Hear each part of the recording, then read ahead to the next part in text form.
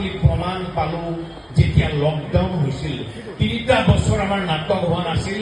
সেই সময়ত অসমৰ প্ৰায় 5,000 ল'ৰা ছোৱালীয়ে মোৰ এটা সংলাপ যুক্ত কৰিছিল, শব্দৰ মাজেৰে মৃদুলক জীয়াই ৰাখিছিল।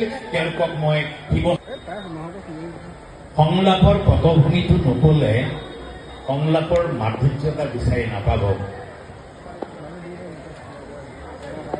সেইখন নাটকত মই এজনী ছোৱালী ভাল পাইছিলো, ক'ব পৰা নাছিলো। ছোৱালীজনী বিয়া হৈ গ'ল।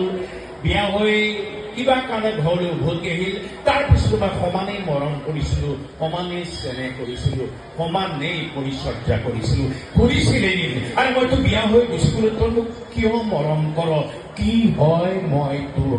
তেতিয়া মই কৈছিলো, মোৰ চৰিত্ৰটোৱে কৈছিল, একো নহয়, তোৰ একোৱেই নহয়, একো নহয় বাবে তোক মৰম কৰিছো, তোক চেনেহ কৰিছিলো। কাৰণ